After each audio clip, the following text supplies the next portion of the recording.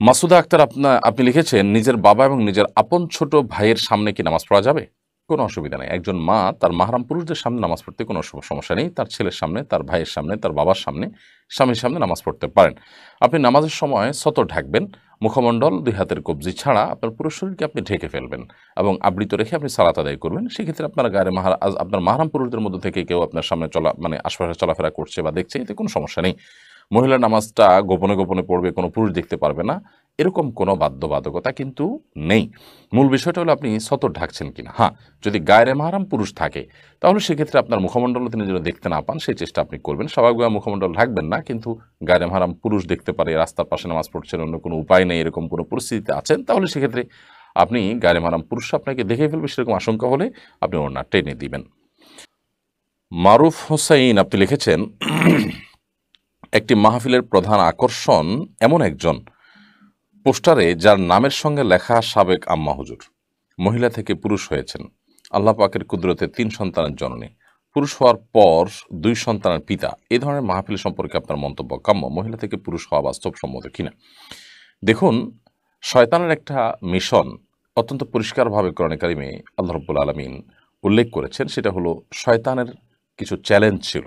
যেহেতু মানব জাতির কারণে, আদম আলাইহিস সালামের কারণে, আদম আলাইহিস সালামের প্রতি সম্মান প্রদর্শন স্বরূপ সেজদা করতে অস্বীকৃতি জানানোর কারণে তাকে জান্নাত থেকে বিতাড়িত হতে হয়েছে, আল্লাহর রহমত থেকে দূরে সরতে হয়েছে। এজন্য সে আদম সন্তানদের পথভ্রষ্ট করার মিশন নিয়ে নেমেছে এবং তারই অংশ হিসাবে সে যে চ্যালেঞ্জগুলো করেছে তার একটি হলো ফালা ইউগাইয়িরান্না খালকাল্লাহ। সে আল্লাহর সৃষ্টিকে পরিবর্তন করে ছাড়বে। নারী পুরুষ, পুরুষ নারীতে এই জেন্ডারগত যে আপনার অস্থিরতা, এটা তৈরি করা তারই অংশ বলে আমরা মনে করি এবং অনেক ওলামায়ে কেরাম এই ব্যাখ্যা করেছেন। তো পুরুষ নারী হওয়া, নারী পুরুষ হওয়ার যে প্রসেস এবং যে আপনার কালচার আজকে ডেভেলপ করা হচ্ছে গোটা বিশ্বব্যাপী, এটা সন্দেহাতীতভাবে শয়তানি ষড়যন্ত্রের অংশ এবং এটা মানব সভ্যতাকে হুমকির মধ্যে ফেলবে এবং দুনিয়া তার পরিণতির দিকে যাচ্ছে। এরকম অনেক কিছুই হবে, আরও অবাক করা বিষয় হবে, যেটার জন্য হয়তো আমরা অনেকে প্রস্তুত নই। প্রশ্ন হলো যে, ওয়াজ মাহফিলের বক্তা আলোচনা করছেন, তিনি এরকম হয়েছেন, তো সেটি কিভাবে? উত্তর হলো যে, এটি অজ্ঞতার কারণে, সেটি মূর্খতার কারণে। এটি ঠিক যে কিছু মানুষ পুরুষ হয়েও তাদের শরীরে আকর্ষণ পুরুষের প্রতি হচ্ছে, নারীর প্রতি নয়। কিছু মানুষ নারী হয়ে তাদের আকর্ষণ নারীর প্রতি হচ্ছে, পুরুষের প্রতি নয়। এটা মানসিক সমস্যা। সাইকোলজিস্ট এবং সাইকিয়াট্রিস্ট তাদের দেখানো দরকার এবং এছাড়াও আরও উন্নত চিকিৎসা রয়েছে, সে চিকিৎসা তাদের নেওয়া উচিত। চিকিৎসা নেওয়ার মাধ্যমে এটি সম্পূর্ণ রিকভার হওয়া সম্ভব এবং ভালো হওয়া সম্ভব। সেটা না করে আপনি অসুস্থতাটাকে আপনার স্বাভাবিকত্ব ধরে নিয়ে যদি আপনি সমকামিতায় লিপ্ত হন অথবা আপনি জেন্ডার পরিবর্তন করেন, করে সেক্ষেত্রে একই কথা হলো যে আপনি সেক্ষেত্রে হরমোনাল যে চেঞ্জ আছে, ট্রিটমেন্ট আছে, সেগুলো করে আপনি যা করলেন সেটা দিন শেষে সমকামী হলো। কারণ আপনি যার কথা বলা হচ্ছে যে সাবেক উনি একজন মহিলা ছিলেন, তাহলে এখন তিনি পুরুষ হয়ে ওয়াজ করে বেড়াচ্ছেন, তার মানে তিনি পুরুষের বেশ ধারণ করেছেন এবং ট্রিটমেন্ট করে পুরুষ হওয়ার চেষ্টা করেছেন, আসলে কিন্তু তিনি নারী। অতএব এখন তিনি কোনো নারীকে যদি বিয়ে করেন বা নারীর সাথে তিনি থাকেন, তাহলে সেক্ষেত্রে সেটা কিন্তু সমকামিতাই হলো। এই সমকামিতাকে প্রতিষ্ঠা করবার জন্য শয়তানের সূক্ষ্ম ষড়যন্ত্রগুলোর একটিও এটি, যার কারণে এটির বিরুদ্ধে আমাদের প্রত্যেকটা মানুষের সোচ্চার হতে হবে। সুস্থ স্বাভাবিক কোনো মানুষ এটাকে সমর্থন করতে পারে না। খোদ পশ্চিমা দুনিয়াতেই বহু অভিভাবকরা এটার বিরুদ্ধে তারা নেমেছেন। অতএব এই তথাকথিত সাবেক আম্মা হুজুররা তাদের মূর্খতা এবং অজ্ঞানতার কারণে ইসলামের বিধিবিধানও তাদের হয়তো জানা নাই এবং ওয়াজ মাহফিল এরকম অনেক বক্তাই আছে যারা আসলে ইসলামের বেসিক বিষয়গুলো পর্যন্ত জানে না। তো সেই বিষয়ে তার ধারণা না থাকার কারণে আমি মনে করছি যে তিনি এমনটি করেছেন। আর মাহফিল কর্তৃপক্ষ যারা সেটাকে আবার ইতিবাচকভাবে প্রচার করছেন, তারা করছেন মানুষকে টানার জন্য, আকর্ষণ করবার জন্য। অনেক মাহফিলের আয়োজক আছে যাদের আল্লাহর ভয় নেই এবং দিন প্রচারের উদ্দেশ্যও তাদের না। তাদের উদ্দেশ্য দিন শেষে কিছু মানুষের দৃষ্টি আকর্ষণ করা, কিছু ফান্ড কালেকশন করা এবং সমাজের মানুষের কাছে ভাবা পাওয়ার মতো একটা কিছু করা। এই দিনই চেতনা সঠিক এবং যথাযথ চেতনা না থাকার কারণে তারা দেখা যায় যে দিনের প্রচারের নামে যা করছে সেটা দিনের জন্য ক্ষতিকর। বিধায় এ ধরনের মাহফিল আয়োজকদের আরও সচেতনতার পরিচয়, বুদ্ধিমানের পরিচয় দেওয়া উচিত এবং সেক্ষেত্রে তারা সেই সাথে তারা আল্লাহ তাআলার নাফরমানি এবং গুনাহের কাজ শরীয়তে সেরকম বিষয়কে ইতিবাচকভাবে দেখানো, এটা কোনো অবস্থাতেই জায়েজ নয়। আজকাল মাহফিলে যত চমক থাকে, ১.৫ হাত লম্বা হুজুর, সরি 2 হাত লম্বা হুজুর, তারপরে যে সাবেক আম্মা হুজুর, এইটা থেকে ওইটা হইছেন, নিউ মুসলিম, 40 বছর বয়স হয়েছে ইসলামে আসছেন, তারপরে তিনি নিউ মুসলিম, এসবগুলো চমক দিয়ে মানুষকে আকর্ষণ করার চেষ্টা করা যায়। খুবই গর্হিত, খুবই গর্হিত, খুবই গর্হিত। আল্লাহ তাআলা আমাদেরকে হেদায়েত দান করুন। সরফরাজ ইউসুফ আপনি লিখেছেন, আমরা যে কসরের সালাত আদায় করি সেটাকে নির্দিষ্ট সময়ের জন্য, না বাড়ি থেকে বাইরে যতদিন থাকবো ততদিনের জন্য? ভাই সরফরাজ, কসরের সালাত যখন আপনি আদায় করবেন, আপনি যখন সফরে থাকবেন তখন এটি প্রযোজ্য হবে আপনার জন্য, পথে প্রযোজ্য হবে। আবার যে জায়গায় যাবেন সেই জায়গায় যদি আপনার 2 দিন 4 দিন 6 দিন 8 দিন আপনি সেখানে থাকবেন, ওটা আপনার স্থায়ীভাবে বসবাস করছেন না, সেখানে আপনি স্থায়ীভাবে বলতে একটা দীর্ঘমেয়াদে বসবাসের কোনো প্ল্যান নাই, তাহলে সেক্ষেত্রে আপনি মুসাফির হিসাবেই গণ্য হবেন এবং মুসাফিরের সুবিধা সুযোগ আপনি পাবেন। অতএব সেই জায়গা থেকে আপনি কসরের সালাত আদায় করবেন যতদিন পর্যন্ত আপনি পথে থাকেন। আর গন্তব্যে পৌঁছার পর যদি দীর্ঘমেয়াদে 15 দিনের কম থাকার নিয়ত করেন তাহলে আপনি কসর পড়বেন, 15 দিনের বেশি এক জায়গায় থাকার নিয়ত করলে আপনি পুরো নামাজ পড়বেন। আসমা চৌধুরী এআইডি থেকে আপনি লিখেছেন, মেয়েরা ক্যামেরার পেছন থেকে শুধু পণ্যের বিবরণ বলে পণ্য দেখিয়ে হাতে হাত মোজা পরে অনলাইনে বিজনেস করতে পারবে কিনা? ক্যামেরার পেছনে থেকে শুধুমাত্র হাত মোজা হাতে পরে যদি দেখাতে চান দেখাতে পারেন, কিন্তু সেক্ষেত্রে আগে থেকে হাতে পরা থাকলো, জাস্ট ফিটিং হয় কীরকম হয় এই জিনিসটা শুধু ক্যামেরাতে হাতটা শুধু দেখালেন, সেখানে কোনো অসুবিধা নেই ইনশাআল্লাহ বিদিনিল্লাহ। তবে এই সমস্ত ক্ষেত্রেও যথাসম্ভব আত্মসম্মান বোধের পরিচয় দেওয়া উচিত এবং মার্কেটিংয়ের ক্ষেত্রে ভিন্ন পলিসিতে যাওয়া উচিত। যদি কাস্টমারদেরকে ভালো জিনিস দেওয়া হয় এবং একজন কাস্টমার সন্তুষ্ট থাকেন, এরপর আস্তে আস্তে বহু কাস্টমার হয়, আস্তে আস্তে ব্যবসার পরিধিকে বিস্তৃত করা যায়। তো সেই চেষ্টা করা উচিত, চমক দিয়ে ব্যবসা না এসে বরং বেজ থেকে একেবারে আস্থা এবং বিশ্বাসের উপরে ব্যবসাকে দাঁড় করানো উচিত। বাট এটুকু আপনি করতে পারেন যে আপনি ক্যামেরার আড়ালেই থাকলে শুধুমাত্র মোজা পরে হাতটাতে আপনি দেখালেন যে সেটা ফিটিং হয়েছে বা সেটা দেখতে কেমন দেখা যাচ্ছে, সেইটুকু। সত্যি বলতে পর্দার যে আইটেমগুলো আছে সেগুলোতে পর্যন্ত আজকাল চমক আছে কিনা, সৌন্দর্য আছে কিনা, যেগুলো সৌন্দর্য ঢাকার জন্য সেগুলো আবার আলাদা করে সৌন্দর্য আছে কিনা সেটা আমরা খুঁজে বেড়াচ্ছি, যেটা খুবই দুঃখজনক। এই পর্যায়ে হওয়া আসলে অনুচিত। সাজ্জাদ করিম আপনি লিখেছেন, সুদের টাকা অমুসলিমের বিপদে সওয়াবের আশা ছাড়া দান করা যাবে কিনা? অমুসলিম মানুষকেও আপনি এমনিতে সাধারণত দান সাহায্য সহযোগিতা করতে পারবেন, কারণ সাহায্য সহযোগিতা করার জন্য মুসলমানই হতে হবে এরকম কোনো বাধ্যকতা কিন্তু নেই। আর এছাড়া এমনিতে অমুসলিম তাদেরকে যদি আপনি সুদের টাকা দেন, তো সুদের টাকা বা হারাম টাকা এটা ওয়াজিব, তাসাদ্দুক সদকা করে দেওয়া ওয়াজিব, সদকা করে দেওয়া ওয়াজিব। এক্ষেত্রে অনেক ওলামা ইকরাম শর্ত দিয়েছেন, জাকাতের যে খাত সে খাত এখানে প্রযোজ্য হবে, সেক্ষেত্রে মুসলমানদেরকে দিবেন, অমুসলিমদের কাউকে ইসলামের পথে আকৃষ্ট করবার জন্য দিতে পারেন। আর অনেক ওলামা ইকরাম অবশ্যই এটাকে ব্যাপকভাবে যে কোনো কল্যাণমূলক কাজে ব্যয় করার পারমিশন দিয়েছেন, যে কোনো কল্যাণমূলক কাজে আপনি ব্যয় করতে পারেন। দেলোয়ার হোসেন আপনি লিখেছেন, রমাদানে ওমরা পালনের ফজিলত সম্পর্কে জানতে চাই। রমাদানে ওমরা পালনের ফজিলত অপরিসীম। নবী করিম সাল্লাল্লাহু আলাইহি ওয়াসাল্লামের একটি হাদিস রয়েছে, ওমরাতুন ফি রমাদান তা'দিলু হাজ্জাহ।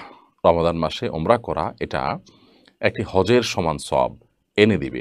কোন কোন বর্ণনায় আসছে তা'দিলু হাজ্জাতা মাই, অর্থাৎ রমাদানের একটি ওমরা অন্য সময় নবী সাল্লাল্লাহু আলাইহি ওয়াসাল্লামের সাথে হজ করার সমান সওয়াব এনে দিবে। এজন্য রমাদান মাসে ওমরা যথাসম্ভব করার চেষ্টা করা উচিত, যাদেরকে আল্লাহ তৌফিক দিয়েছেন। রমাদানের যে সমস্ত স্পেশাল আমলগুলো আছে, যেগুলো রমাদানের জন্য স্পেশাল, তার মধ্যে থেকে একটি হলো রমাদান মাসে ওমরা করা। সেটা রমাদানের প্রথম দশক হোক, দ্বিতীয় দশক হোক, তৃতীয় দশক হোক, পুরো রমাদানের মধ্যে যে কোনো সময় ওমরা করলেই এই বিপুল পরিমাণ সওয়াব, হজের সমান সওয়াব, নবী সাল্লাল্লাহু আলাইহি ওয়াসাল্লামের সাথে হজের সমান সওয়াব, এটি অর্জন করা যেতে পারে। তাছাড়া আমরা জানি যে প্রতি রাকাত নামাজে হারামে 1 লক্ষ রাকাতের সওয়াব পাওয়া যায় মক্কাতে। অতএব আমরা রমাদান মাসে ওমরার মাধ্যমে সেখানে তারাবি পড়ার সুযোগ লাভ করব। তারাবিতে আপনার অনেকগুলো রাকাত তেলাওয়াত হবে এবং সে তেলাওয়াত শোনা হবে, রাকাত সালাত আদায় করা হবে এবং তার মাধ্যমে আমরা বিপুল পরিমাণ সওয়াব আহরণ করতে পারবো। রমাদানের যে বরকত, রমাদানের যে রহমত, রমাদানের যে কল্যাণ, সেটা লাভ করার জন্য রমাদান মাসে মক্কাতে হাজিরা দেওয়া এবং ওমরা করার কোনো বিকল্প নেই। আল্লাহ সুবহানাহু ওয়া তাআলা আমাদের সকলকে রমাদান মাসে একবার হলেও ওমরার তৃপ্তি, ওমরার স্বাদ আস্বাদন করার, ওমরার ইবাদতকে সম্পাদন করার তৌফিক দান করুন। মুন্নি চৌধুরী ইফতি এআইডি থেকে আপনি লিখেছেন, বিধর্মী বন্ধু বান্ধবের জন্য কি দোয়া করা যাবে? অন্য ধর্মাবলম্বী মানুষের জন্য অবশ্যই দোয়া করা যাবে, ডেফিনেটলি দোয়া করা যাবে। তাদের জন্য সবচেয়ে বড় এবং যে দোয়াটির প্রয়োজন সেটি রয়েছে, সেটি হলো তাদের জন্য হেদায়েতের দোয়া করা। আল্লাহ আপনি তাদেরকে হেদায়েত দান করুন, অমুককে তমুককে, আমার বন্ধুকে বান্ধবকে, নাম ধরে ধরে তাদের জন্য আল্লাহ সুবহানাহু ওয়া তাআলার কাছে হেদায়েত কামনা করবেন। আল্লাহ যেন তাদেরকে হেদায়েতের আলো দ্বারা আলোকিত করেন, সে দোয়া করবেন।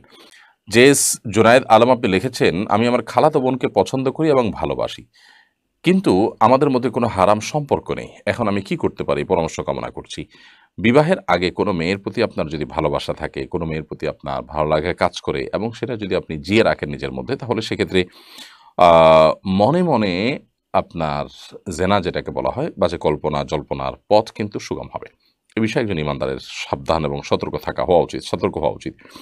নবী করিম সাল্লাল্লাহু আলাইহি ওয়াসাল্লাম তিনি আমাদেরকে কিন্তু এই বিষয়গুলোতে বারবার করে সতর্ক করেছেন। কোরআন কারীমে আল্লাহ তাআলা বলেছেন, "লা তাকরাবুজ জিনা", তোমরা জিনার কাছেও যেও না। অতএব জেনার জল্পনা কল্পনা হতে পারে সেরকম জায়গাতেও একজন ঈমানদারের অবস্থান নেওয়া উচিত নয়। আ এজন্য একজন ঈমানদার তিনি সতর্ক থাকবেন। আপনি আপনার খালাতো বোনকে যদি আ দ্বীনি কারণে, সার্বিক কারণে তাকে স্ত্রী হিসাবে গ্রহণ করার মনস্থ করে থাকেন, তাহলে সেক্ষেত্রে কোনো প্রকার সম্পর্ক যোগাযোগ আপনি করছেন না, ভালো কথা। বাট বিলম্ব না করে বিবাহের প্রস্তাব দিয়ে ফেলুন। আর না হলে মাথা থেকে ঝেড়ে ফেলে দিয়ে বিবাহ যদি এই মুহূর্তে করার মতো প্ল্যান না থাকে, তাহলে এটাকে জিয়ে রাখবেন না। কারণ জিয়ে রাখলে সেখানে শয়তান ইন করবে, শয়তান সেখানে প্রবেশ করবে এবং আপনার মনের ভিতরে নানান বাজে কল্পনা-জল্পনা ঢুকাবে এবং আপনাকে বিপদগামী করার আশঙ্কা রয়েছে। এমডি আলামিন লিখেছেন, আমি আল্লাহর নামে একটা কাজ করব বলে কসম করেছি, কাজটা কবিরা গুনাহ। আমার এখন কি করা উচিত? যদি কেউ কোনো পাপ, গুনাহ এবং অন্যায় কাজ করবার কসম করে যে এই কাজ করব আল্লাহর শপথ, তাহলে সেক্ষেত্রে তিনি তার শপথ ভঙ্গ করবেন। কারণ অন্যায় কোনো শপথ রক্ষা করা জরুরি তো নয়, বরং রক্ষা করা গুনাহের কথা। আপনি কসম ভঙ্গ করবেন। কসম ভঙ্গ করার ফলে আপনার কসমের কাফারা দিতে হবে। যদি আপনি কসম করেছেন এবং ভঙ্গ করেছেন, বিধায় কাফারা দিতে হবে। কসমের কাফারা দেওয়াটা কোনো গুনাহের বিষয় নয়। বিশেষ করে যখন ভুল কসম করেছেন, আপনি অন্যায় করার কসম করেছেন, অতএব সেই কসম, সেই শপথ আপনি ভঙ্গ করবেন। ভঙ্গ করার ফলে এখন আপনি কাফারা দিয়ে দিবেন। কাফারা হলো কি? একজন ঈমানদার তিনি শপথ করেছেন, শপথ করে ভঙ্গ করার পর তিনি ১০ জন মিসকিনকে খাদ্য দিবেন, অথবা তাদেরকে কাপড় দিবেন, দাসমুক্ত করবেন। এর কোনোটা যদি অপশন তার কাছে খোলা না থাকে বা কোনোটা করতে না পারেন, তাহলে সেক্ষেত্রে আরেকটা অপশন তার কাছে খোলা আছে, তা হলো ৩টি নফল রোজা রেখে দিবেন, ৩টা রোজা রেখে দিবেন। ৩টা রোজা আপনি রেখে দিলে সেটা ইনশাআল্লাহ আপনার কাফারা হিসাবে বিবেচিত হবে। ৩টা রোজা ধারাবাহিকভাবে রাখতে হবে এমন কোনো কথা নেই। কসমের কাফারা রোজা রাখছি, জাস্ট এই নিয়ত থাকলেই হবে এবং ৩টা রোজা আপনি রেখে ফেললে এই নিয়তে ইনশাআল্লাহ বিদিনিল্লাহ আপনার কসমের কাফারা আদায় হয়ে যাবে। জামি ইসলাম শহীদ এআইডি থেকে আপনি লিখেছেন, জন্ম নিয়ন্ত্রণের বিধান কি? জন্ম নিয়ন্ত্রণ করার যদি প্রয়োজন হয়, কোনো ব্যক্তি এমন হন যে তিনি তার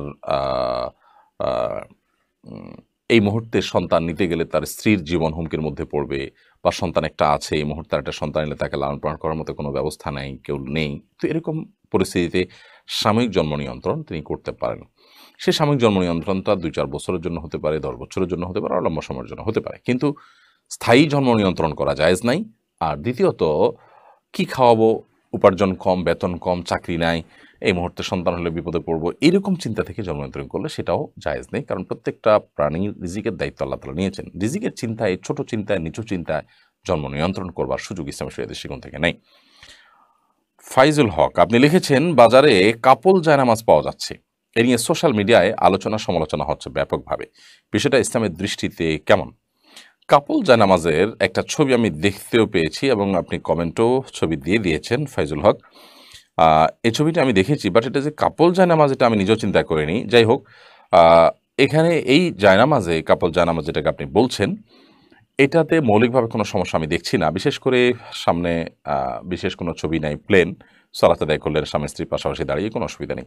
বাট যখন জামাতে সালাত আদায় করবেন, তখন এই কাপল জায়নামাজে এই যে ডিজাইন আছে, এই ডিজাইন মেনটেন করে এইভাবে সালাত আদায় করতে গেলে জামাতে সালাত আদায় হবে না। জামাতে স্বামী এবং স্ত্রী, একজন ইমাম, একজন মুক্তাদি হলে স্বামী ইমামতি করবেন, স্ত্রী মুক্তাদি হবেন, এবং স্বামী একামত দিয়ে ইমামতি শুরু করবেন, সেক্ষেত্রে স্বামী সামনে থাকবেন, স্ত্রী পেছনে থাকবেন, পাশে থাকবেন না। এটি একটি গুরুত্বপূর্ণ বিষয়, যার কারণে জামাতে যখন সালাত আদায় করবেন, তখন এই কাপল জানামাজ আর কাপল জানামাজ থাকবে না, তখন এটা সিঙ্গেল জানামাজ হয়ে যাবে। আর এমনিতে পাশাপাশি যার যার নামাজ শেষে পড়ছেন, সেটা নফল হতে পারে, তাহাজ্জুদ হতে পারে, অন্য কোনো সালাত আদায় হতে পারে, তাহলে সেক্ষেত্রে পাশাপাশি পড়তে কোনো অসুবিধা নেই, সেই হিসেবে জানামাজ আপনি পড়তে পারেন। এই জানামাজে এমন কিছু নেই যেটা আমাদের মনোযোগকে খুব বেশি নষ্ট করতে পারে। তবে এটা ঠিক যে জায়নামাজ ব্যবহার করার ক্ষেত্রে আমাদের লক্ষ্য করা উচিত যে সেখানে অনেক বেশি কারুকার্য থাকলে বা কারুকার্য বেশি হোক আর কম হোক যেটা আমাদের মনোযোগ নষ্ট করতে পারে এরকম কিছু থাকা উচিত নয়।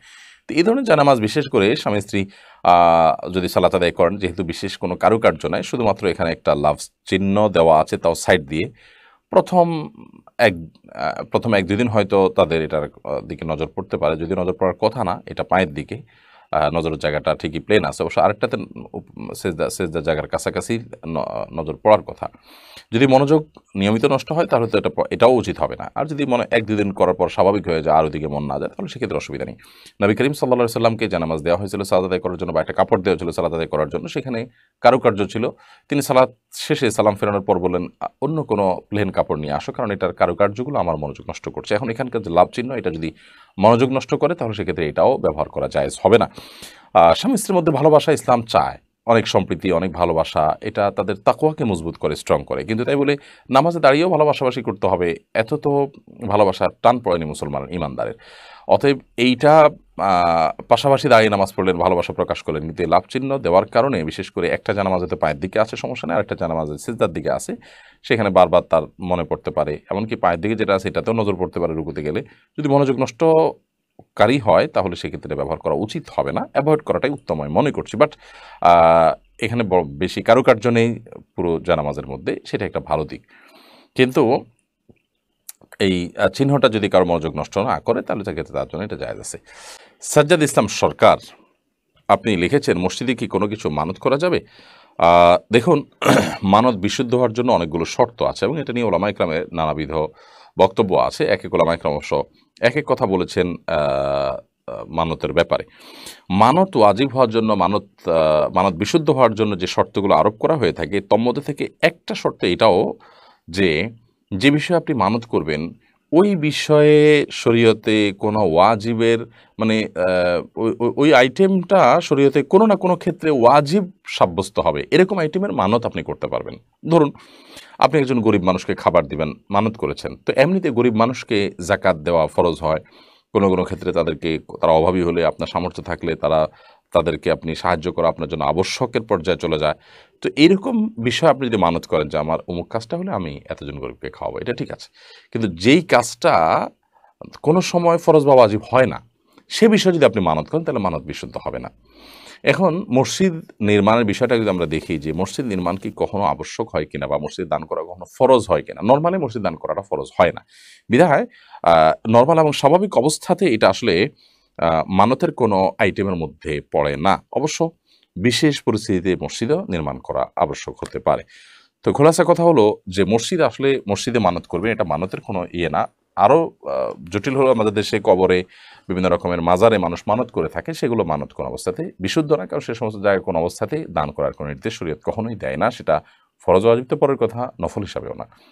ফারিহা লিখেছেন, ইদানিং বিবাহ বিচ্ছেদকে উদযাপনের রেওয়াজ শুরু হয়েছে। কেউ কেউ বিবাহ বিচ্ছেদ উপলক্ষে বন্ধুবান্ধবদের দাওয়াত করে কেক কাটে। শুরুতে দৃষ্টিতে বিষয়টা কেমন? খুবই গর্হিত এবং জঘন্য। বিবাহ বিচ্ছেদকে ইসলাম কখনো ভালোভাবে দেখে না। আবগাদুল মুবাহ ইলাল্লাহি আত-তালাক, বিভিন্ন হাদিসের মর্ম হিসাবে এটি প্রমাণিত যে আল্লাহর কাছে সবচেয়ে অপ্রিয় বৈধ জিনিস হলো তালাক। তালাককে আল্লাহ তাআলা বৈধ রেখেছেন বান্দার একান্ত নিরুপায় হয়ে যখন প্রয়োজন হয় তখন সেটাকে সে প্রয়োগ করতে পারে, জাস্ট এইটুকু। কিন্তু এটাকে ইসলাম কখনো ভালো হিসাবে দেখে না বা ভালো কাজ হিসাবে দেখে না। অতএব সেটা করার পর আপনি উৎসব করবেন, উল্লাস করবেন, তো একটা খারাপ কাজকে বা তুলনামূলকভাবে যেটা কোনো প্রশংসনীয় কাজ নয় সেটাতে আপনি উল্লাস করলেন, ব্যাপারটা সেরকম হয়ে গেল। যত যুক্তিই দেওয়া হোক না কেন, যার সাথে বিচ্ছেদ হয়েছে তিনি খারাপ মানুষ ছিলেন, ওকে, খারাপ মানুষ ছিলেন সেজন্য বিচ্ছেদ হয়েছে, বাট তিনি যদি ভালো মানুষ হতেন আর বিচ্ছেদ করতে না হতো তাহলে সেটাই ভালো হতো, কারণ কোনো বিচ্ছেদই এ জাতীয় ক্ষেত্রে প্রশংসনীয় হয় না বা কারোরই কাম্য হয় না। মানুষ কিয়ামতের নিকটবর্তী হবে, অনেক অনেক বিদঘটি কাজ করছে, আরও করবে, এবং অনেক অস্বাভাবিকত্ব আমরা দেখতে পাবো। বিবাহ বিচ্ছেদকে উদযাপন করার জন্য আপনার সাবেক সঙ্গী, তার স্বামী কিংবা স্ত্রী, তার ছবি পোড়ানো, তার স্মৃতিগুলো মুছে ফেলা, সেগুলোকে ডিস্ট্রয় করা, সেগুলোকে সোশ্যাল মিডিয়াতে প্রচার করা, এগুলো আমরা দেখেছি। এগুলো সব অসুস্থতা এবং অসুস্থ কালচার, অসুস্থ সংস্কৃতি। মানুষের ব্যক্তিগত জীবন বলতে কোনো কিছুই আর থাকছে না। এমনকি আমরা মানে এও দেখছি যে নানা নাম দিয়ে মানুষের মানে গর্বের বাচ্চা সেটা প্রদর্শন করছে আপনার লাইভে এসে, সোশ্যাল মিডিয়াতে এসে। এরকম অজ্ঞানতা, এরকম মূর্খতাসুলভ বিষয় এবং নির্লজ্জমূলক কাজ আরও হতে থাকবে। কিয়ামত যত নিকটবর্তী হবে মানুষ আরও অনেক চমক এরকম দেখাবে। এগুলো পৃথিবী তার পরিণতির দিকে যাচ্ছে যে তার প্রমাণ। বিবাহ বিচ্ছেদকে উদযাপনের পর্যায়ে নিয়ে যাওয়া বা উদযাপন করা এটা অবশ্যই গর্হিত কাজ, অবশ্যই মন্দ কাজ। যেই যুক্তি দিয়ে হোক না কেন, বন্ধু-বান্ধব দাওয়াত করে আপনি কেক কেটে খাচ্ছেন, ফুর্তি করছেন, মিষ্টি খাচ্ছেন, খাবার-দাবার করছেন। তাহলে বিবাহ আপনি কেমন করেছেন? মানে বিবাহ করার সময় সবাইকে নিয়ে আনন্দ করলেন, আবার বিচ্ছেদের সময় আনন্দ করলেন। এটাতে কখনো যুক্তি হতে পারে না। যেই বন্ধন যুক্ত হওয়ার সময় আপনি আনন্দিত হয়েছেন, সে বন্ধন ছিন্ন হওয়ার সময় বেদনাহত হবেন। এটাই তো যুক্তির দাবি। একই বন্ধন যুক্ত হওয়ার সময় আনন্দিত, আবার ছিন্ন হওয়ার সময় আনন্দিত। কিভাবে সেটা যুক্তির দাবি হতে পারে?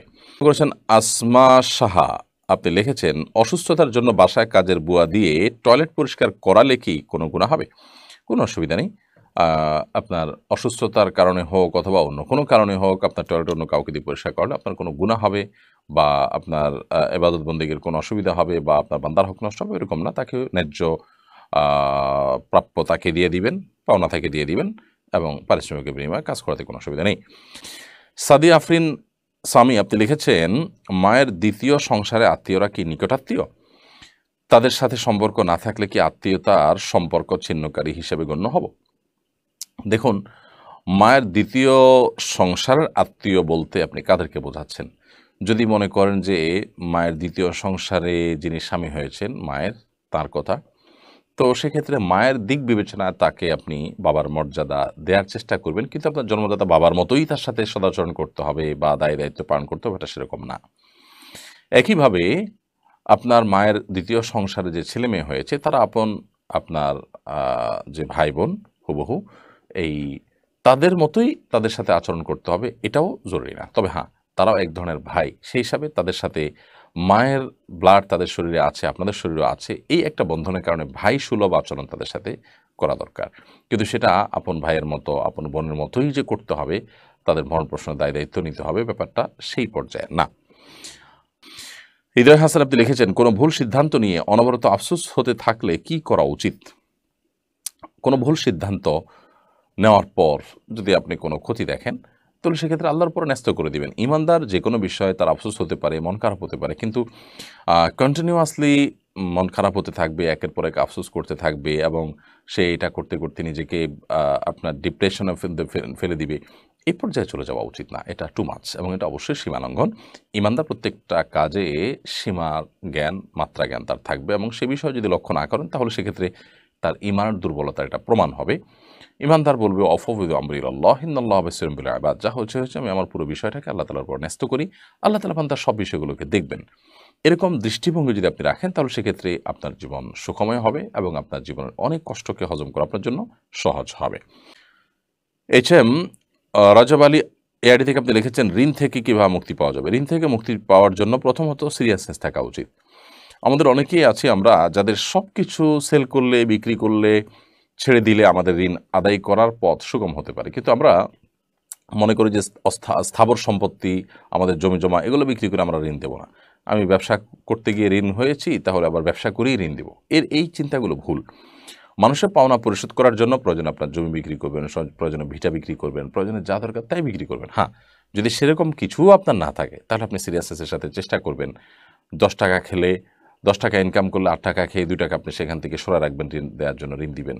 এভাবে আপনার চেষ্টা করতে হবে যে মুখের খাবার একটু একটু করে সরা রেখে হলে আপনি ঋণ পরিশোধ করার চেষ্টা থাকবেন। সেই সাথে আল্লাহ তাআলার কাছে দোয়া করবেন, আল্লাহুম্মা কফিনি বিহালালিকা আন হারামিকা ওয়া আগনিনি বিফাদলিকা আম্মান সিওয়াক। আল্লাহ, আপনি আমাকে হালাল দিয়ে যথেষ্ট করে দিন এবং হারাম থেকে আপনি আমাকে অমুখাপেক্ষী করে দিন, যে হারামের মুখাপেক্ষী না হতে হয় এবং আপনি ছাড়া আর কারোর মুখাপেক্ষী যেন আমার হওয়া না লাগে। আল্লাহ, এই দোয়া আল্লাহর কাছে পড়বেন। এছাড়া ঋণ মুক্তির জন্য আরও দীর্ঘ দোয়াও হাদিসে বর্ণিত আছে, সেই দোয়াগুলো আল্লাহ তাআলার কাছে পড়তে পারেন, নিবেদন করতে পারেন।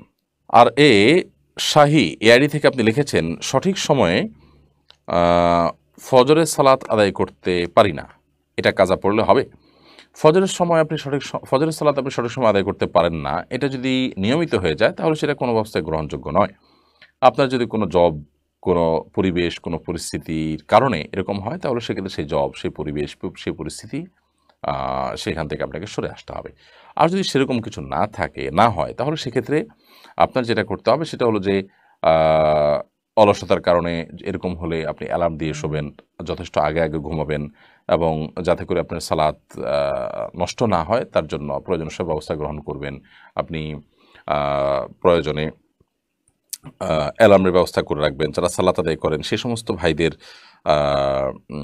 সে সমস্ত ভাইদেরকে দিয়ে আপনি ফোন করাবেন। এক কথায় সালাত আদায় করতে হবে। অনেক মানুষ এরকম আছেন যে ফজর নামাজ সকাল ৭টা বা ৮টায় উঠে নিয়মিত তারা আদায় করেন। এটা খুবই গর্হিত, খুবই জঘন্য, কোনো অবস্থাতে গ্রহণযোগ্য নয় যে আপনি ৭টা-৮টা বাজে উঠে ফজর নামাজ পড়বেন বা সূর্য ওঠার পরে সালাত আদায় করবেন, এটা গ্রহণযোগ্য নয়। হ্যাঁ, কখনো এরকম কালে-বদরে হয়ে যেতে পারে যে অ্যালার্ম দিয়েছি বা দিতে ভুলে গেছি, কোনো কারণে মিস হয়ে গেছে।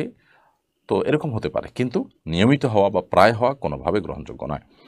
এবং যদি কখনো মিস হয়ে যায় তাহলে সেক্ষেত্রে যখন আপনি উঠবেন তখন সালাত আদায় করবেন। কারণ হাদিসে বর্ণিত হয়েছে মান নামা আন সলাতিন আও নাসিহা ফালইউসাল্লিহা ইযা যাকারাহা ফাইন্না যালিকা ওয়াক্তুহা। যদি কেউ সালাত আদায় করতে ভুলে যায় অথবা ঘুমের কারণে সালাত মিস হয়ে যায় তাহলে সে যখন ঘুম থেকে উঠবে তখন সালাত আদায় করবে, এটাই তার সালাতের সময়। ফয়সাল আহমেদ আপনি লিখেছেন, ব্যাংক থেকে লোন নিয়ে বাড়ি করা জায়েজ হবে কিনা? ব্যাংক থেকে লোন নিয়ে যদি বাড়ি করেন তাহলে সেক্ষেত্রে সুদি লোন নিয়ে বাড়ি করলে সেটি অবশ্যই হারাম হবে। মানুষের বেঁচে থাকার জন্য মাথা গোঁজাবার একটা ঠাঁই থাকার দরকার আছে, কিন্তু হারাম উপার্জন করে কিংবা সুদভিত্তিক লোন নিয়ে বাড়ি করার কোনো প্রয়োজন নেই। একজন ইমানদার সুদকে সর্বতোভাবে বর্জন করার চেষ্টা করবেন। সেটি যদি না করেন তাহলে তিনি গুনাহগার হবেন। অতএব শুধু লোন নিয়ে বাড়ি করা জায়েজ নয়। আপনি যদি শরিয়া ভিত্তিক লোন নিতে পারেন তাহলে তার পদ্ধতিটা এমন হতে পারে যে যিনি আপনাকে লোন দিয়েছেন তিনি আল্লাহর জন্য দিয়েছেন, সাধারণত ব্যক্তি পর্যায়ে এটা হতে পারে, অথবা যিনি লোন দিয়েছেন বা যে প্রতিষ্ঠান লোন দিয়েছে তারা আপনাকে বাণিজ্যিকভাবে লাভবান হওয়ার জন্য লোন দিয়েছেন, তাহলে সেক্ষেত্রে তারা আপনাকে আপনার নির্মাণ সামগ্রী কিনে দিবেন, কিনে আপনার কাছে হস্তান্তর করবেন এবং সেক্ষেত্রে তারা অতিরিক্ত দাম ধরবেন, কিনে অতিরিক্ত দাম ধরে আপনার কাছে সেল করবেন এবং সেটা আপনি কিস্তিতে পরিশোধ করবেন। এভাবে জায়েজ হতে পারে, বাট নর্মালি এই প্র্যাকটিসটা ইসলামী ব্যাংকগুলো পর্যন্ত সঠিকভাবে করে না। যদি সঠিকভাবে করতে চায় বা করে তার ইনশাআল্লাহ সেভাবে আপনি লোন নিয়ে বাড়ি করতে পারেন। সিরাজা মুনিরা এর থেকে আপনি লিখেছেন, আমার বাচ্চা ইউটিউবে ছোট বাচ্চাদের দেখে। অনেক সময় দেখা যায় কিছু বাচ্চা বেশ স্বাস্থ্যবান, আমি তখন মাশাআল্লাহ বলি যাতে নজর না লাগে। দেখা যায় অনেক বাচ্চা অন্য ধর্মের, এখানে মাশাআল্লাহ বলার হুকুম কি? কোনো অসুবিধা নেই। অন্য ধর্মের কোনো মানুষের বাচ্চা বা তাদের ভালো কিছু দেখে মাশাআল্লাহ বলতে কোনো সমস্যা নেই। মাশাআল্লাহ মানে আল্লাহ যা চেয়েছেন। অন্য ধর্মের কোনো বাচ্চা সুন্দর হয়েছে, ফুটফুটে হয়েছে, সেটাও আল্লাহ চেয়েছেন তাই সুন্দর হয়েছে। অতএব সেখানে কোনো অসুবিধা নেই। এই মাশাআল্লাহ আল্লাহর যে কোনো সৃষ্টি দেখে অভিভূত হয়ে আপনি বলতে পারেন, সেটা মুসলিম হোক, সেটা অমুসলিম হোক, সকলের জন্যই এর অর্থটা প্রযোজ্য হয়, খাটে এবং এখানে মন্দ কোনো কিছু নেই। অতএব আপনি নির্দ্বিধায় সেখানে মাশাআল্লাহ বলতে পারেন। আর এটা ঠিক যে কারোর বাচ্চা বা ভালো কোনো কিছু দেখার পর মাশাআল্লাহ, তাবারাকাল্লাহ বা মাশাআল্লাহ বলা উচিত, তাহলে সেক্ষেত্রে আর বদনজর লাগার সম্ভাবনা থাকে না বাচ্চাদের উপরে। এবং এই জাতীয় বদনজরগুলো আমাদের বাচ্চাদেরকে অনেকভাবে ক্ষতিগ্রস্ত করে, যেটা আমরা লক্ষ্য করতে পারি না, ভেতর থেকে অনেক সময় ধ্বংসের দ্বারপ্রান্তে নিয়ে যায়। ওমর ফারুক সজীব আপনি লিখেছেন, আমি জাপানে থাকি, আজান শুনতে পাই না, তবে ৫ ওয়াক্ত সালাত আদায় করি, কিন্তু জোহর ও আসরে শুধু ফরজ নামাজ পড়ি, এতে কি নামাজ কবুল হবে? দেখুন, আজান শুনতে পাচ্ছেন না এটা সমস্যার কিছু নয়। ৫ ওয়াক্ত সালাত আপনাকে আদায় করতে হবে এবং আশেপাশে কোনো মুসলিম থাকলে তাদেরকে নিয়ে জামাতের সাথে সালাত আদায় করবেন। জোহর এবং আসরে শুধু ফরজ পড়েন, কিন্তু তার আগে পরে প্রয়োজনে ২-৪ ঘন্টা আগে পরে, ১-২ ঘন্টা আগে পরে ওয়াক্তের মধ্যে থেকে আপনি সুন্নত নামাজটা পড়ে ফেলার চেষ্টা করবেন।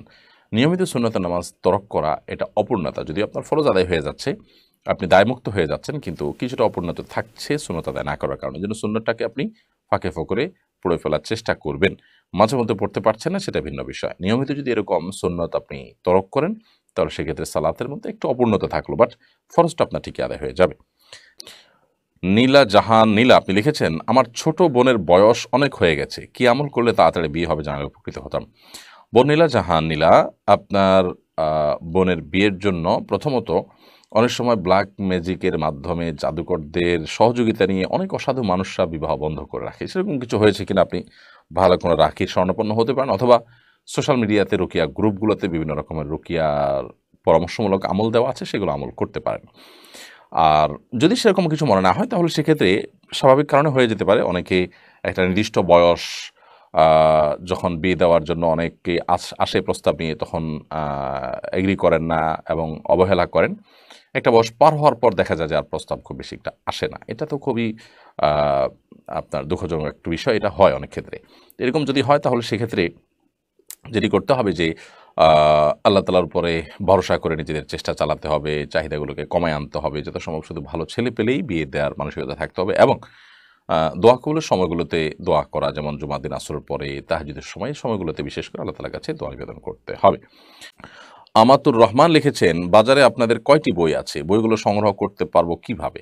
এবারে কি রমাদান প্ল্যানার আসবে? বইটা রমাদানে ইবাদত করতে সহায়ক ভূমিকা পালন করে। ধন্যবাদ বোন আমাতুর রহমান। রমাদান প্ল্যানার এবারও আসছে ইনশাআল্লাহ নতুন কলেবরে, এবং সেখানে কিছুটা পরিবর্তন থাকছে, নতুন কিছু সংযোজন থাকছে।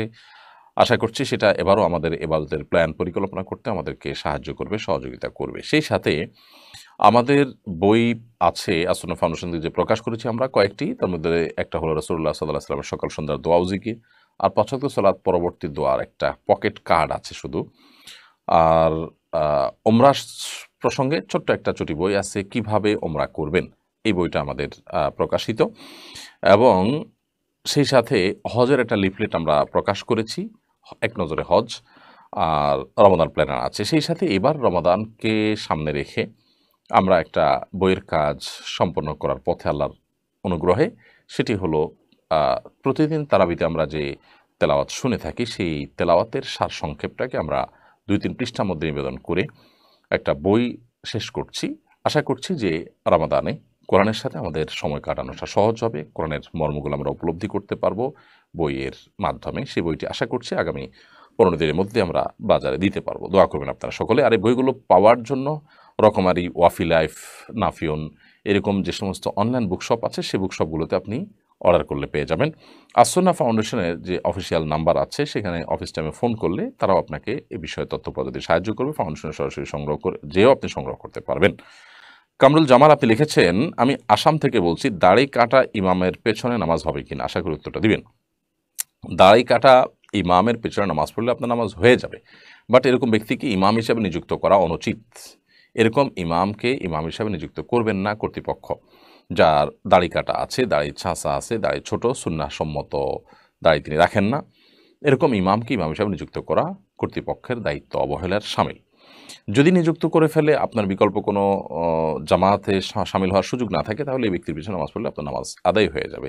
ওলামায়ে কেরাম ফাসেক বা যে ইমাম গুনাহ করে সেটা প্রকাশ্যে যার গুনাহটা একেবারে থাকে, সেরকম ইমামের পিছনে সালাত আদায় করাটাকে মাকরুহ বলেছেন, বাট নামাজ হয়ে যাবে।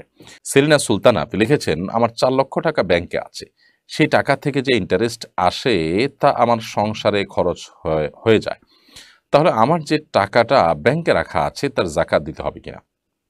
বোন সেলিনা সুলতানা, ব্যাংকে যে টাকাটা রাখা আছে সেখান থেকে আপনাকে জাকাত দিতে হবে পুরো বছর শেষে একবার করে।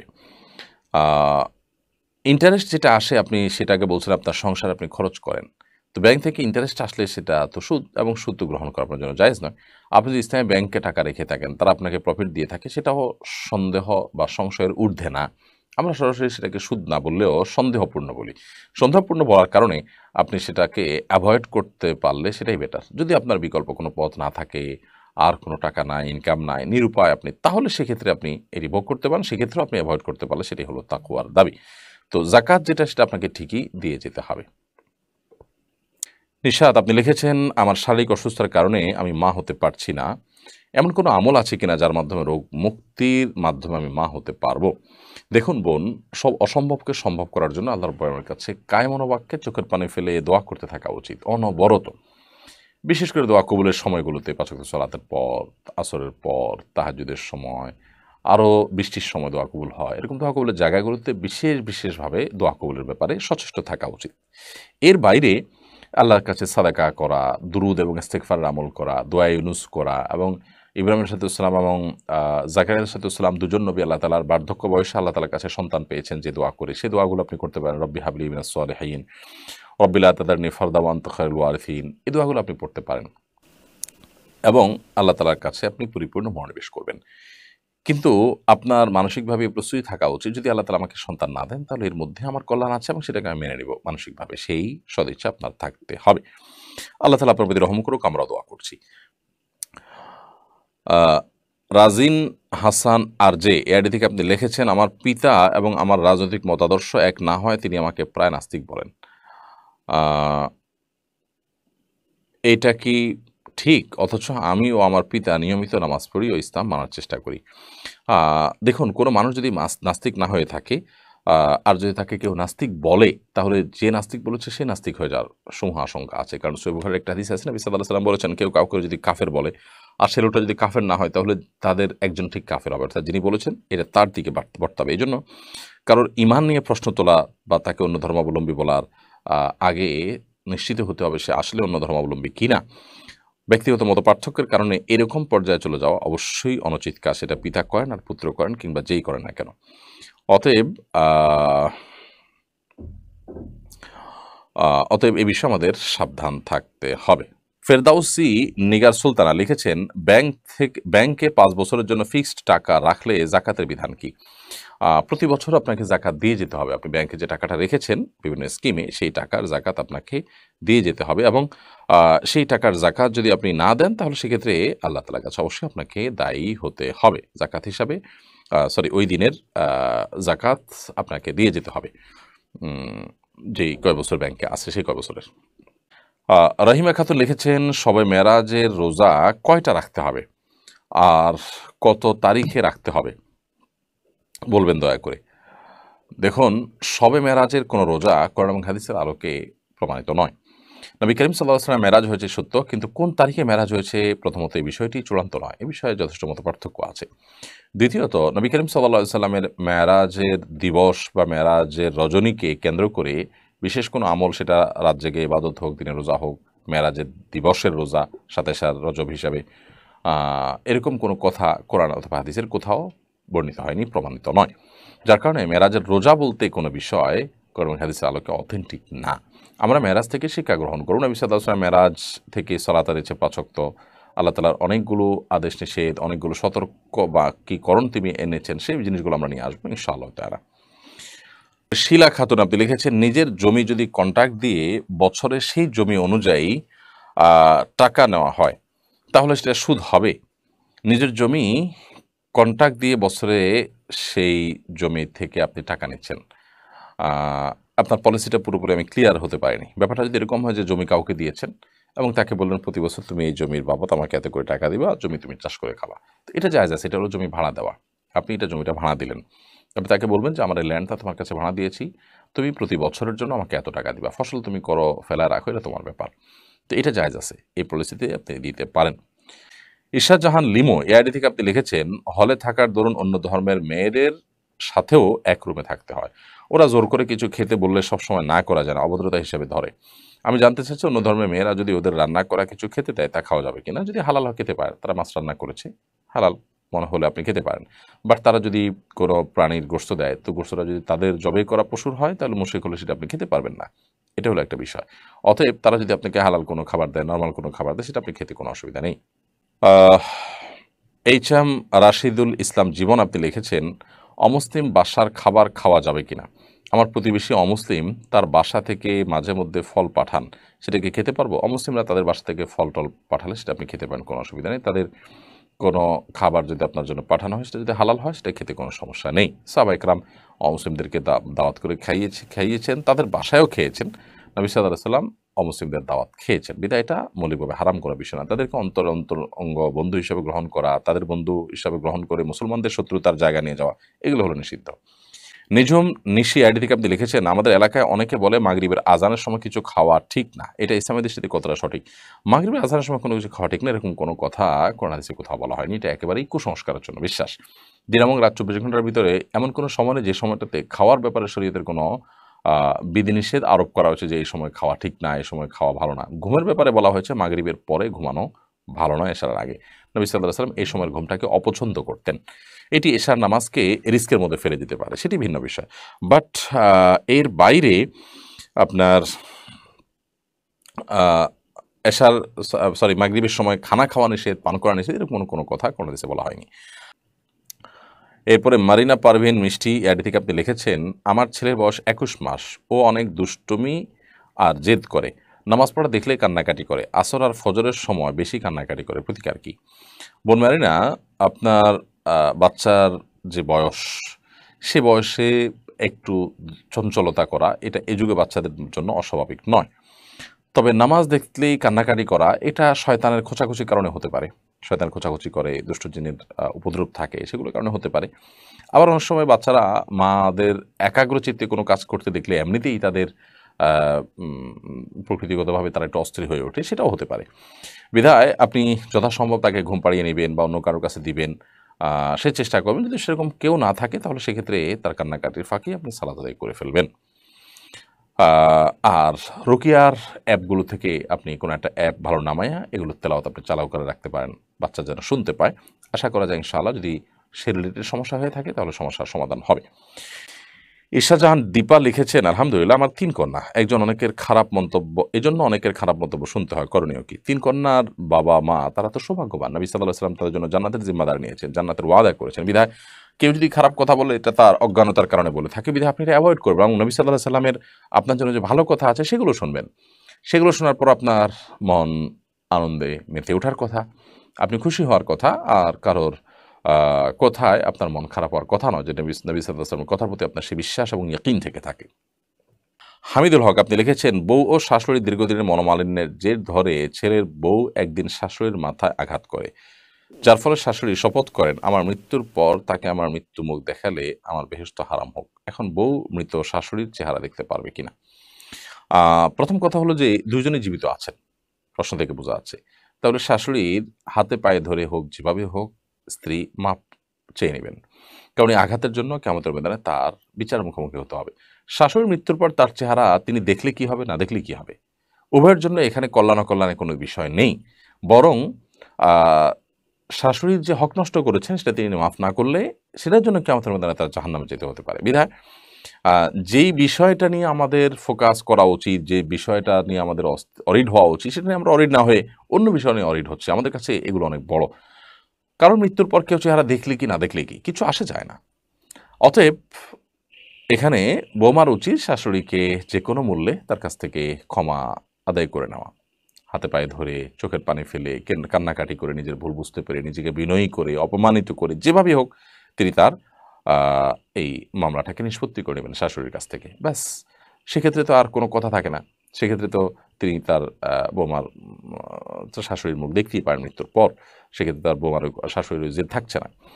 আর যদি শাশুড়ি এরকম কথা বলেও থাকেন তো সেক্ষেত্রে শাশুড়ি ভুল করেছেন। কারণ আ এটা না হলে আমার যেন জান্নাত হারাম হয়, এগুলো মূর্খতা সুলভ কথা। জান্নাত এটা মামুর বাড়ির আ আবদার বা মায়ের হাতের মোয়া এই টাইপের কোনো জিনিস না যে আমি চাইলে গেলাম, না চাইলে না গেলাম। জান্নাত না গেলে আপনার ঠিকানা হবে জাহান্নাম। আপনি কি সেটা চাইবেন? তো জাহান্নাম কি? জাহান্নাম সম্পর্কে ধারণা না থাকার কারণে এ ধরনের ঔদ্ধত্যপূর্ণ কথা আমরা বলি এবং এ ধরনের মূর্খতা সুলভ কথা আমরা বলি। এটা বলা উচিত না।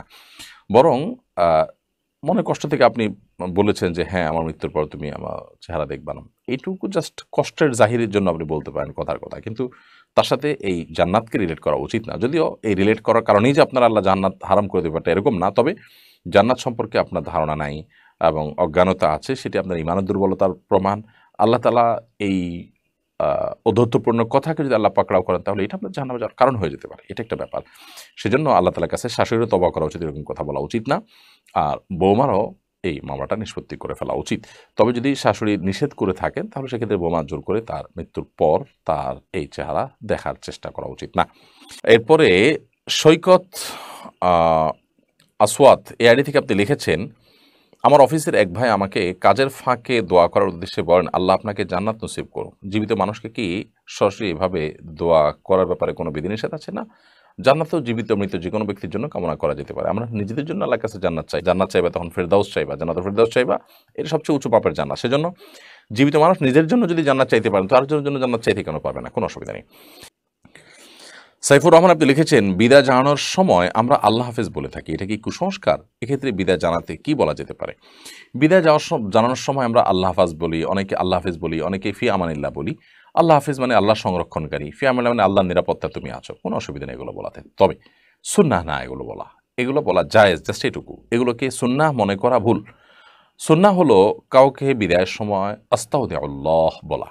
সংক্ষেপে যদি বলতে চান তাহলে শুধু আস্তাউদিল্লাহ, অর্থাৎ তোমাকে আল্লাহ তাআলার হেফাজতে আমি অর্পণ করলাম।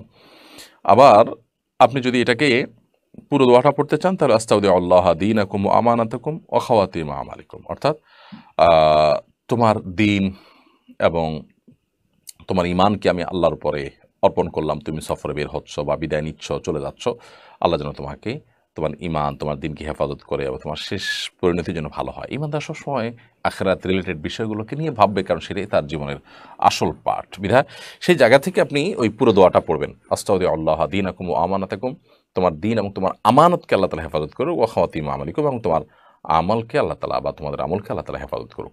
আর যদি পুরো দোয়া মুখস্থ না থাকে শুধু আস্তাগফিরুল্লাহ বললেন। বাকি ফি আমানিল্লাহ বা আল্লাহ হাফেজ, এটাতে ওই দোয়ার মর্ম আসে, আল্লাহ হেফাজত করুক, আল্লাহ নিরাপত্তায় তোমাকে দিলাম, ওই দোয়ারই মর্মটা চলে আসে।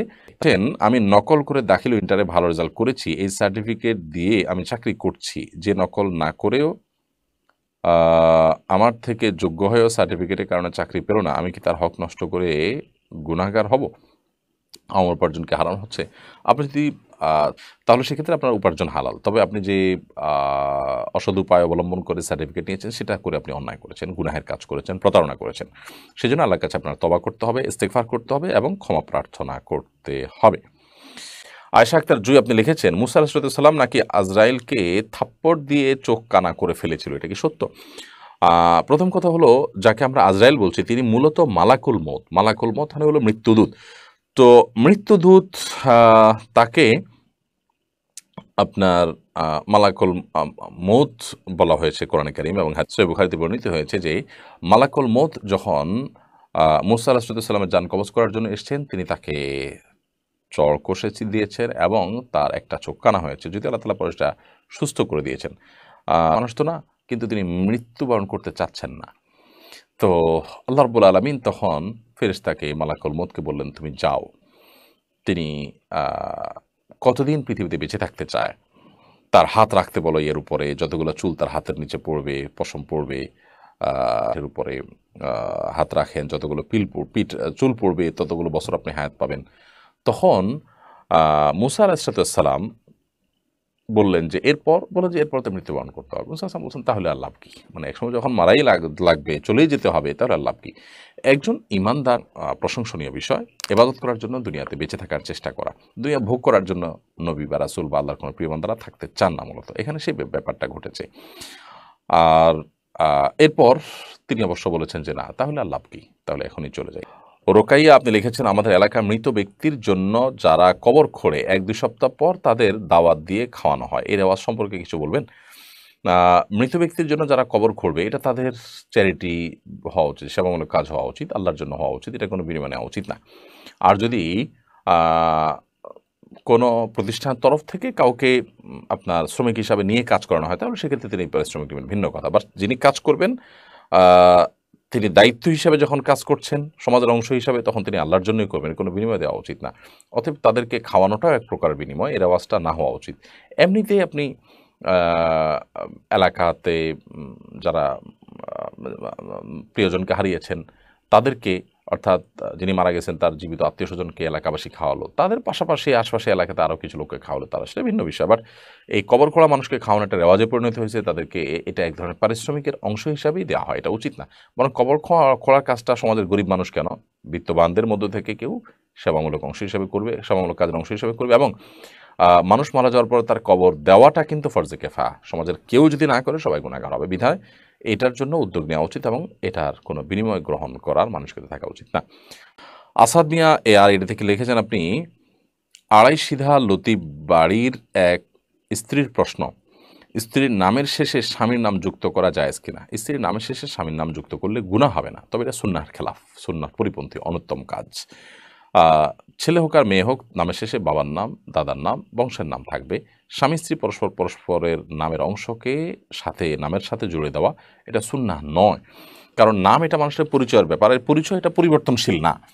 আজকে স্বামী স্ত্রীর মধ্যে সম্পর্ক আছে, কালকে সম্পর্ক না থাকলে তখন কি হবে? এই জন্য পরিচয় হয় স্থায়ী, সেখানে বাবার নাম, বংশের নামটা থাকবে। কোনো মেয়ের নাম যদি হয় ধরা যাক ফাতেমা এবং তার বংশ যদি হয় পাটোয়ারি, তাহলে ফাতেমা পাটোয়ারি হবে, অথবা তার বাবার নাম যদি হয় আবদুল্লাহ, তাহলে ফাতেমা বিনতে আবদুল্লাহ হবে। এভাবে হওয়া উচিত। স্বামীর নাম সাথে থাকাটা অনুত্তম এবং সুন্নার খেলাফ। মাসুমা আক্তার শিলা লিখেছেন, ব্যাংক থেকে ঋণ নিয়ে বাড়ি, বাংলাদেশের বাড়ি, নিজ ইচ্ছায় কোনো বস্তু বা আর্থিক সাহায্য করতে চাইলে তা গ্রহণ করা যাবে কিনা, যা কখনো ফেরত দিতে হবে না। আশা করি বিস্তারিত আলোচনা করবেন। যদি আপনাকে কোনো সহযোগিতা করে এবং সেটা নিলে দিনের কোনো ক্ষতি হবে না, আপনার কোনো ক্ষতি হবে না, আপনি নিতে পারেন। এটা অন্য কোনো ধর্মের মানুষ দিলেও জায়েজ আছে। হ্যাঁ, যদি সে আপনাকে কোনো কিছু দিয়ে তার বিশেষ কোনো এমন প্রকল্প বাস্তবায়ন করতে চায় যেটা দিন এবং ইমানের জন্য ক্ষতিকর, মুসলমানদের জন্য ক্ষতিকর, তাহলে সেটা অ্যাভয়েড করবেন। এমনিতে আপনাকে কিছু দিচ্ছে, কোনো সুবিধা সে দিচ্ছে, এটা গ্রহণ করতে কোনো অসুবিধা নেই। জাহিদ হাসান ইমন লিখেছেন, জিন দিয়ে চিকিৎসা করানো যাবে কিনা। জিনে ইস্তেআনা বিল জিন বা জিনের সাহায্য গ্রহণ করা ইসলাম শরিয়ার দৃষ্টিকোণ থেকে জায়েজ কোনো কাজ নয়। বিধায় ইস্তেআনা বিল জিন এটা নিষিদ্ধ ইসলাম শরিয়ার দৃষ্টিকোণ থেকে। তবে কোনো ক্ষেত্রে খুব লিমিটেড পরিসরে তাদের সহযোগিতা ভাবে না জায়েজ এবং গুনাহের কথা, এভাবে ট্রিটমেন্ট করা জায়েজ নয়। শাহরিয়ার ইমন আপনি লিখেছেন, ইমামের পিছনে কাতারে মুসল্লিরা যখন দাঁড়াবে তখন কোথা থেকে কাতার শুরু করবে। পিছনের কাতারগুলো দেখি অনেকে ডান পাশ থেকে শুরু করে, বিষয়টি একটু ক্লিয়ার করবেন। ইমামের ঠিক মাঝখান থেকে শুরু করবে, পিছন থেকে, বরাবর ইমামের পিছন থেকে ডানে, এরপর বামে, ডানে এরপর বামে, এভাবে ব্যালেন্স করতে করতে কাতার এগিয়ে নিয়ে যেতে থাকবে।